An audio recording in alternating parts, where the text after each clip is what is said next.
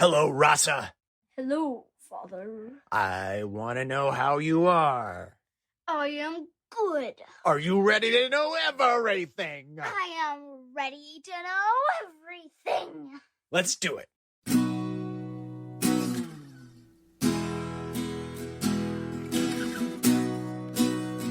Today, I want to share with you a story about marketing. Now, I am not a professional of marketing. I am not a professor of marketing. I am not a marketer or a marketeer, but I have some interesting experience between the age of 6 and 13 involving a lemonade stand. Tell me, I'm intrigued.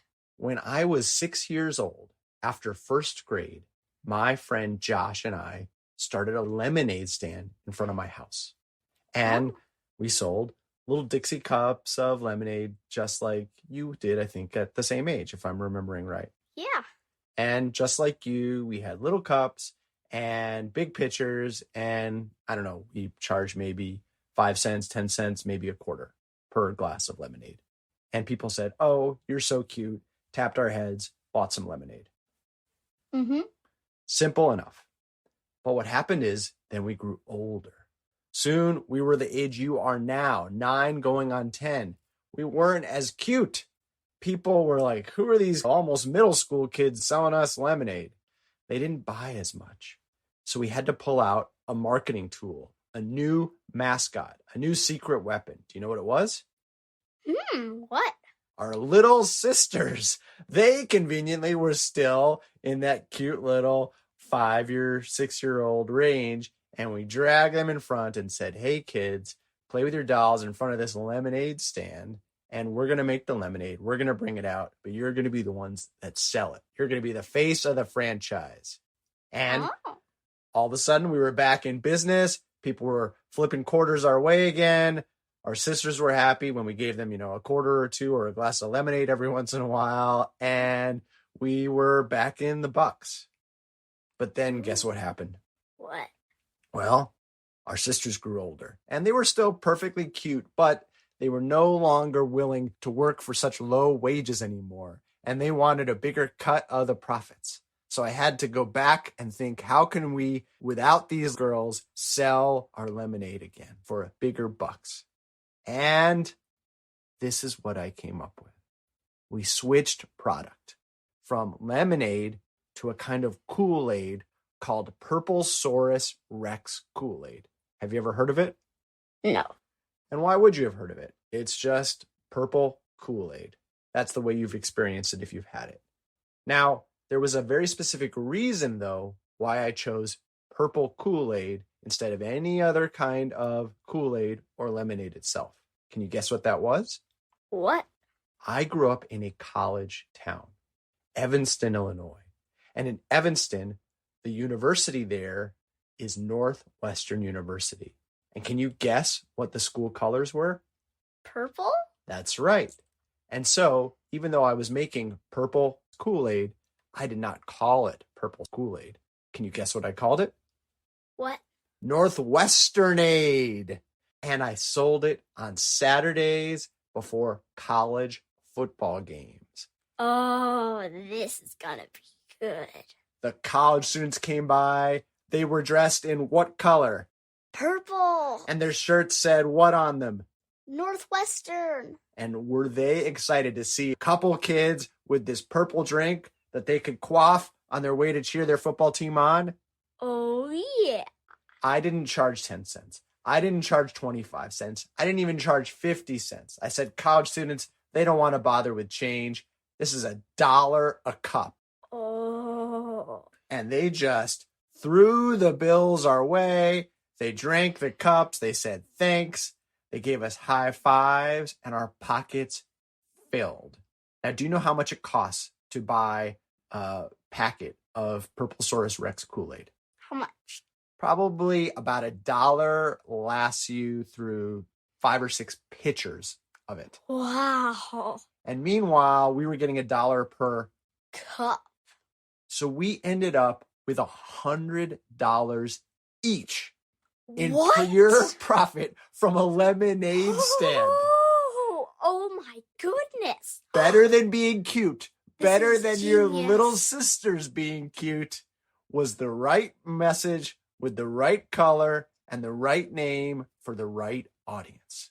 And that is my story of marketing.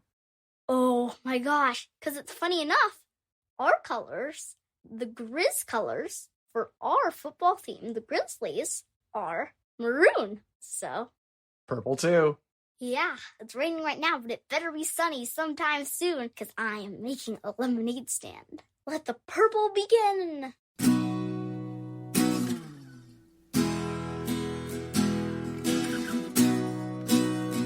Are you ready for today's poem? Yes.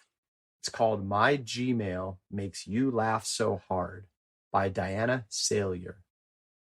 Before we break up, we G-chat randomly about men on Segways, Cookie Monster videos, what we should do for dinner, and all this mundane that suddenly feels like the series finale of Lost, or finding out whether the afterlife really exists.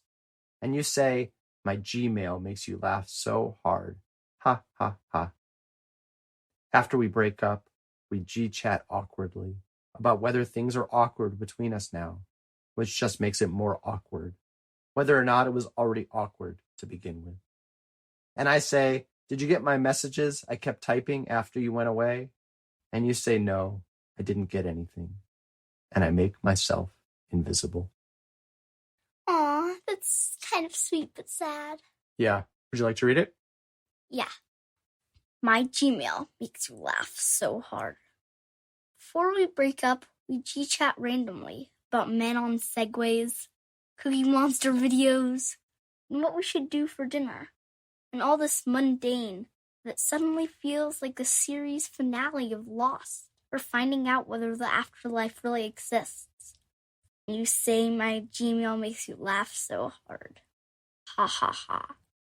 After we break up, we G-chat awkwardly about whether things are awkward between us now, which just makes it more awkward, whether or not it was already awkward to begin with. And I say, did you get my messages I kept typing after you went away? And you say, no, I didn't get anything. And I make myself invisible. Well read. One thing I love about this poem is that it is sweet and it is sad, but it also shows that poems don't have to be old-fashioned.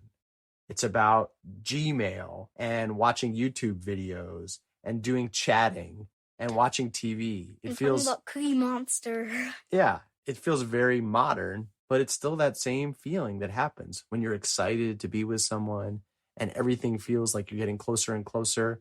And then afterward, it's like you're getting further and further away, doesn't it? Yeah, not that I would know.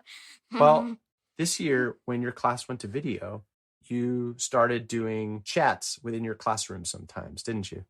Oh, yeah. And you and your friends would sometimes find each other and send one-on-one chats. Oh, yeah, a bunch. It was really fun. So can you imagine people a little older than you in middle school, in high school, in college, or in their first jobs? That's a lot of the way they might communicate with each other if they're not in the same place at the same time.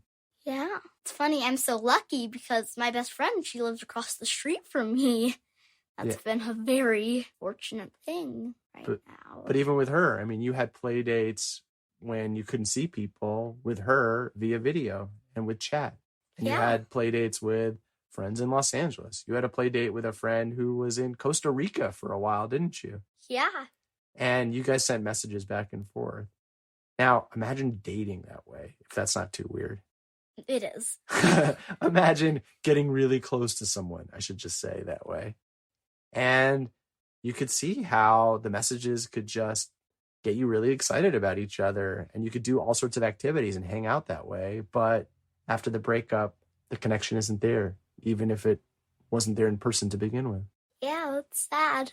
I guess one thing that's cool, but also cruel about the technology is you have a record of the whole relationship from the beginning to the end. Wah, wah, wah.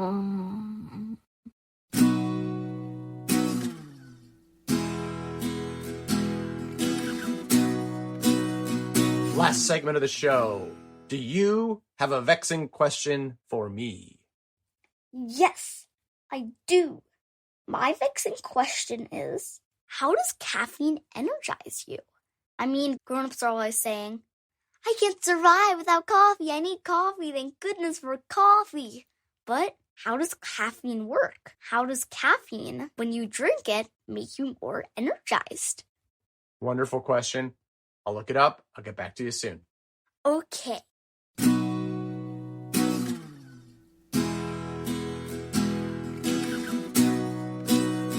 I'm back, and I've got the answer to your vexing question. Okay, what is it? Caffeine is a naturally occurring chemical stimulant found in many plant, seeds, nuts, or leaves. Coffee beans, tea leaves, or cocoa beans being the most famous examples. It works by blocking the action of a compound called adenosine in the brain. Adenosine slows down nerve cell activity and makes us sleepy. To our nerve cells, though, caffeine and adenosine look the same. If you consume caffeine, it takes the place of adenosine. So instead of our heart slowing down, our eyes narrowing, and our body shutting down, we stay awake. Caffeine doesn't just block adenosine, though. It also increases the levels of a neurotransmitter called dopamine that makes us feel happy. Sounds good, right? Yeah, coffee makes you happier. The only problem is our body gets used to the new feeling. Consume caffeine regularly or in large amounts, and we get addicted to it. We have trouble feeling awake or happy without it. Our sleep and mood suffers. We're hooked. I knew there had to be a trick somewhere. At least while you're a kid, it's good to let the body give you energy and make you feel happy naturally. But if you want to have hot cocoa on a camp out, it's okay with me. Marshmallows, here I come. You Must Know Everything is produced by me, Jeremy Smith, and her, Rasa Smith, with awesome music by Furniture. Learn more and submit your own vexing questions at our website, youmustknoweverything.com. Subscribe via Apple Podcasts, Android, Spotify, or however you like to listen, and hear dozens of previous episodes for free. Please rate, review, and share the show with friends. And please join us next time for everything you need to know.